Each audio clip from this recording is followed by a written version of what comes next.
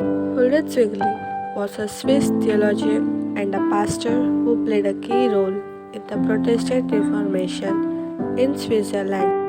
Let's see about Ulrich Zwingli's life and his education.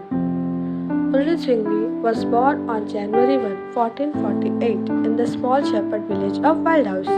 Zwingli's father was the village magistrate and had the moderate means to send his gifted son to school.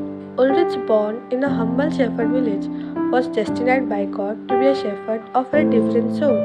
At the young age of 5, Zwingli was sent to live with his uncle in Viseu. There he began his formal education. Let's see about his ministry in Glarus. Zwingli was ordered into the priesthood by the Bishop of Constance in September of 1506. For 10 years he labored at his first charge in Glarus, the capital of the rural country of the same name. Zwingli busied himself preaching and teaching his flock. At this time, Zwingli was still more of a humanist scholar than biblical theologian. But even then, God used his preaching to bless the congregation in Glarus. God's providence in Zwingli's life.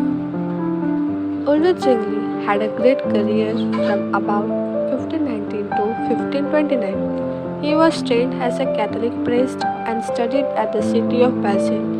Basel was quite a university in Switzerland. The fascinating thing about Basel is that the scholar Erasmus went to print his Greek text there. At the same time he was printing the Greek text, Zwingli was a student in Basel.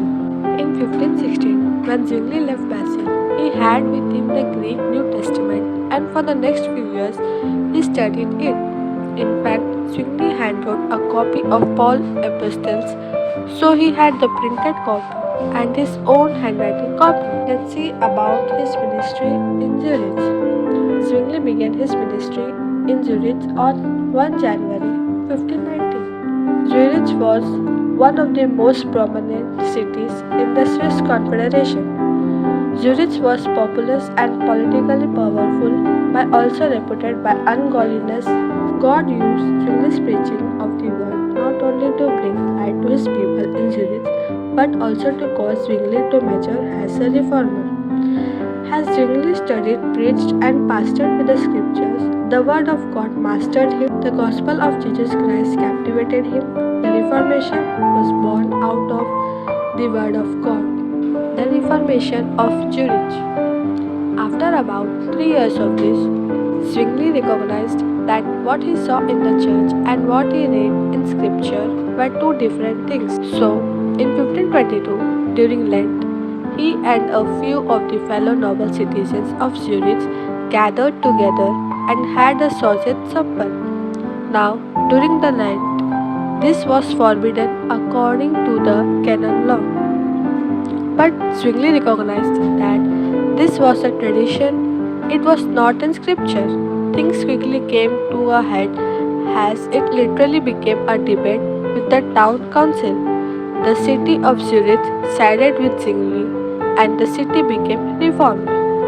Zwingli was a participant in the Protestant Reformation. In particular, his contributions helped push the Reformation in Switzerland.